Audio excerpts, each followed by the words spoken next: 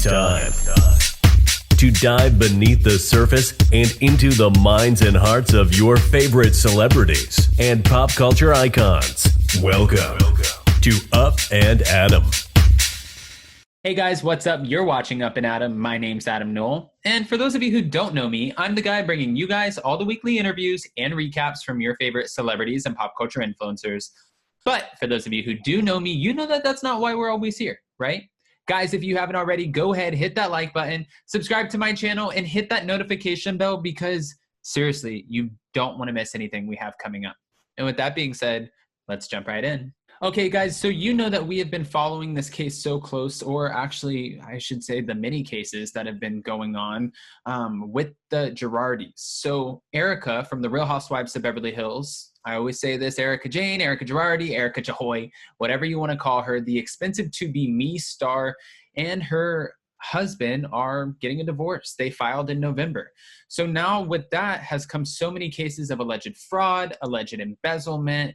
And I mean, it seems like every time you open your computer or turn on the news, there is something that is being said about the Erika Girardi cases. It seems like about a week ago, there was someone who tried to get into the property. Mind you, this house is 10,000 square feet. It's in Pasadena. It's a big mansion. So someone tried to get in the property through a window. And from what they see and what they can tell, it seems like everything is still there. But they're going through the house to figure out if anything has, in fact, been taken.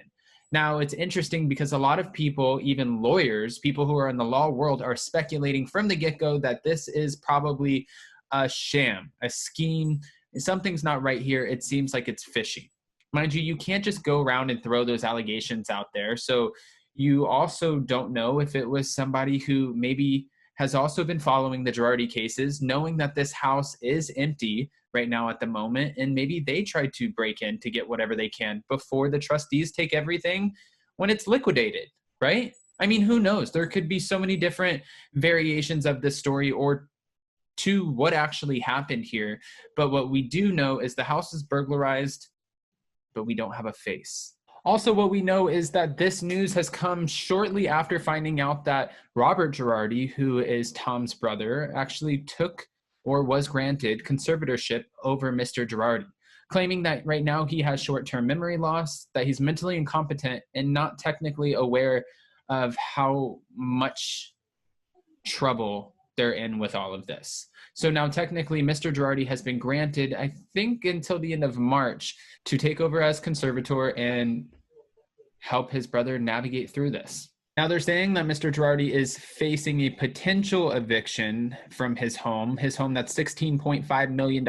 Again, that would be the Pasadena mansion that was just burglarized, but we're going to have to wait and see. So it seems like the creditors right now want to go after everything that they can. Even the trustees want to just now, at the point that the insurance isn't being paid on the property, allegedly, and some of the bills are falling through along with the gardening of the property, it seems like now the trustees are just wanting to take over the property in its entirety and get the ball going by starting to liquidate some of these assets and pay back the creditors that are owed. Because by doing so, they can move on and finally get some resolution with some of these families, as opposed to sitting there letting this property accrue more and more debt. I mean, what's the point of that? So, of course, after they end up taking over the property, they will give Mr. Girardi about 14 days to evacuate. And, you know, they're going to know anything that he touches or potentially takes. He better not, at this point, touch anything because he has to hand over a full list of assets. So does Erika Girardi. And, I mean, that means everything. Every earring, every necklace, every ring, every piece of art. I mean, everything. The cars, the planes, the clothes, the handbags, crocodile Birkins, every single thing needs to be handed over. So we're going to have to see how that plays out. And hopefully they do comply and they share everything. But it's going to play out in court. I mean, clearly, since now this is a big legal case, we will continue to get all the dirty details. Another person who's been following this case really closely would be Ronald Richards. So Ronald Richards is an attorney who's been tweeting super closely about this case, and he actually wrote on Twitter that it seems like another scam in his opinion. Ronald Richards went on to say, hard to believe, but it just keeps coming. The best way to dissipate property from a residence is to have a burglary, and that he cannot wait to see the property report. That obviously can't be good because, again, if they do get caught in some sort of mess where they were not being completely honest with the full list of assets, that would fall for more criminal charges. You know, this could just get bigger and bigger. So hopefully that's not the case. But like I said, we will find out in court. And in the meantime, everyone wants to know what exactly is going on with Erika Girardi, because Erika has just recently went on a girls trip with the Real Housewives of Beverly Hills to La Jolla. And it seems like she's picnicking on the beach and she's living her best life. But what some people are failing to remember is that she has to get that paycheck. She signed a contract, which means she needs to film with the women, especially if she's going to secure another contract for next season, after she's about to potentially lose a lot of money, maybe even go broke. She's going to make sure she has some sort of stream of revenue coming in. However, people think that the way that she's getting on and going to the beach and going on these little holidays, they feel like that's kind of a smack in the face due to today's climate and what's going on with these cases, where their money allegedly did come from, and how that affects the families who are involved. So there is a lot that's going into this, and a lot of people have a lot of opinions. They are kind of split at this point, though. And I'm not sitting here going against Erika Jayne at all, Erika Girardi. But the fact is that half of the people who are watching don't want to see her because of this scandal and what happened with Mr. Girardi and his cases, and taking money from cases and not necessarily giving them to whether it was earthquake victims, boating accident victims, plane crash victims, burn victims, cancer victims. I mean, it's all across the board. There were so many different families and victims that he won a lot of money for in these cases, and now they're wanting to know, where did this money go?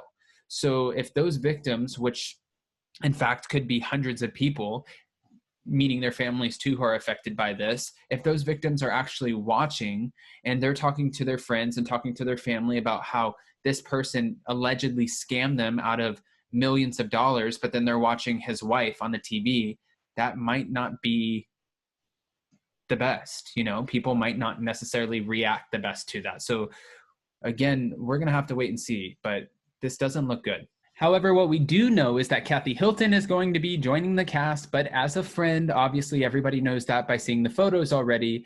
And it seems like she's probably the closest with Real Housewives of Beverly Hills newbie Crystal Kung Minkoff.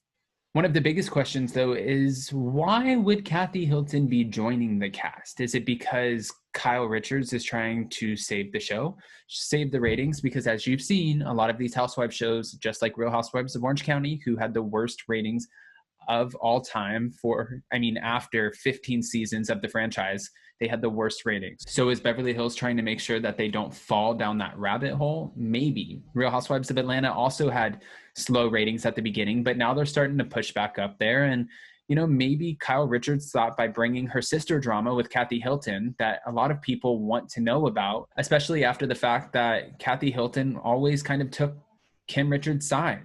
You know, when she was fighting with Kyle, she knew that Kim Richards was in a more vulnerable place in her life, and it seemed like Kathy Hilton always navigated over to her. But the rumor is, with Mauricio starting the agency and going against Rick Hilton, who is Kathy's husband and real estate mogul, that he started the agency with a few of the clients that came from Mr. Hilton, and that started a rift between the sisters. Now, who actually knows what happens? Nobody. Unless they actually share that with us, we don't know what happened. But is that going to be addressed on the Real Housewives of Beverly Hills? Probably not. I don't think Kathy Hilton would let us into the family secrets that much, but I would love to see it play out, especially if there was conflict, now to see the resolution. And I'm sure they're not the only sisters out there having a tiff, whether it's relationships, family, something.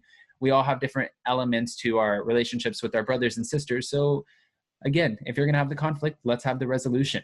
Another thing that we know about the Real Housewives of Beverly Hills coming up is that Garcelle is on the outs. So when she went on to her talk show, when she was talking about it, and she talked about it on the Ellen show, she said that the women are kind of coming after her.